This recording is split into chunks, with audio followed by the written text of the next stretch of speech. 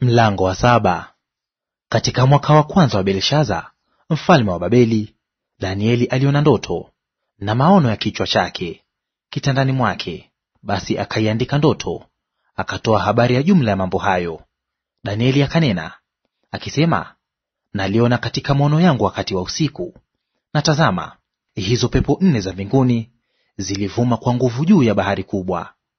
Ndipo wanyama wakubwa 4 wakatoka baharini, wote wa namna mbalimbali.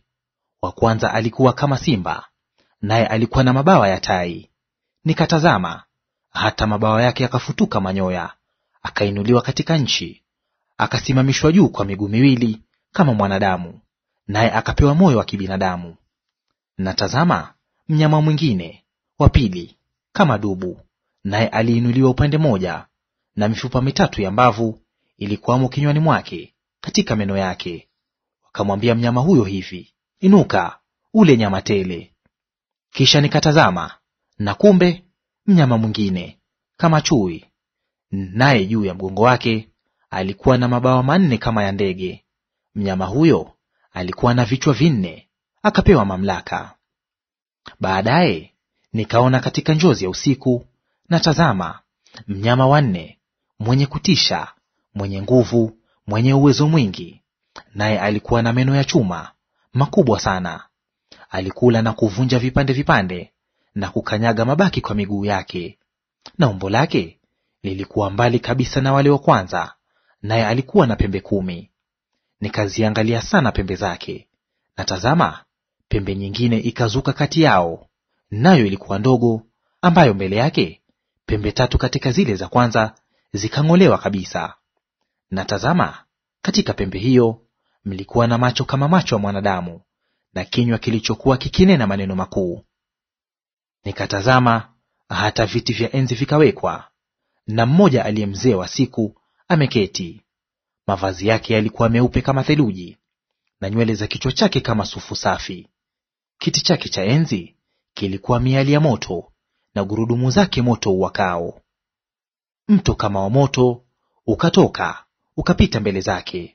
10,000 wakamtumikia, na 10,000 mara 10,000 wakasimama mbele zake. Hukumu ikawekwa, na vitabu vikafunuliwa. Nikatazama wakati huo, kwa sababu ya sauti ya yale maneno makubwa iliyoyasema ile pembe. Nalitazama hata mnyama yule akauawa, mwili wake ukaharibiwa, akatolewa ateketezwe kwa moto.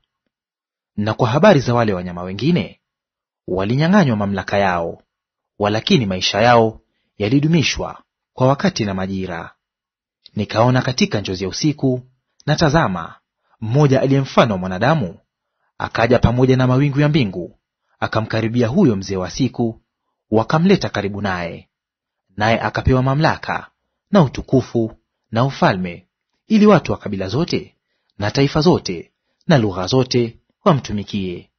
Mamlaka yake ni mamlaka ya milele, ambayo hayatapita kamwe, na ufalme wake ni ufalme usioweza kuangamizwa. Basi mimi Danieli, roho yangu ilihuzunika mwilini mwangu, na hayo maono ya kichwa changu yakanifadhaisha. Nikamkaribia mmoja wa hao waliosimama karibu, nikamuuliza maana ya kweli ya hayo yote. Basi akaniambia, akanijulisha tafsiri ya mambo hayo. Wanyama hao wakubwa walio 4 ni wafalme 4 watakaotokea duniani, lakini watakatifu wake aliye juu wataupokea ufalme na kuumiliki huo ufalme milele, naam, hata milele na milele.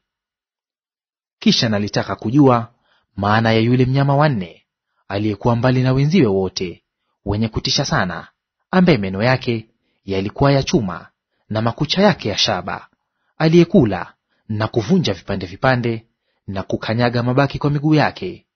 Na habari za zile pembe 10 zilizokuwa kichwani mwake, na ile pembe nyingine iliyozuka, ambayo mbele yake zilianguka pembe 3, yaani pembe ile yenye macho na kanwa lililonena makuu, ambayo kuonekana kwake kulikuwa hodari kuliko wenzake. Nikatazama, na pembe hiyo hiyo ilifanya vita na watakatifu, ikawashinda. Hata kukaja huyo mzee wa siku, na watakatifu wake aliye juu wakapewa hukumu, na majira yakawadia watakatifu wa umiliki ufalme. Akanena hivi, Huyo mnyama wa nne atakuwa ni ufalme wa nne juu ya dunia, utakaokuwa mbali na falme zile zote, nao utakula dunia yote na kuikanyaga na kuivunja vipande vipande. Na habari za zile pembe 10, katika ufalme huo wataondoka wafalme 10, na mwingine ataondoka baada ya hao, naye atakuwa mbali na hao wa kwanza, naye atawashusha wafalme 3. Naye atanena maneno kinyume chake aliye juu, naye atawadhoofisha watakatifu wake aliye juu. Naye ataazimu kubadili majira na sheria, nao watatiwa mikononi mwake kwa wakati na nyakati 2 na nusu wakati. Lakini hukumu itawekwa, nao watamwondolea mamlaka yake, kuipoteza na kuiangamiza hata milele. Na ufalme na mamlaka na ukuu wa ufalme chini ya mbingu zote watapewa watu wa watakatifu wake aliye juu. Ufalme wake ni ufalme wa milele, na wote wenye mamlaka watamtumikia na kumtii. Huu ndio mwisho wa jambo lile. Nami Danieli, fikira zangu zilinifadhaisha, na uso wangu ulinibadilika, lakini naliliweka jambo hili moyoni mwangu.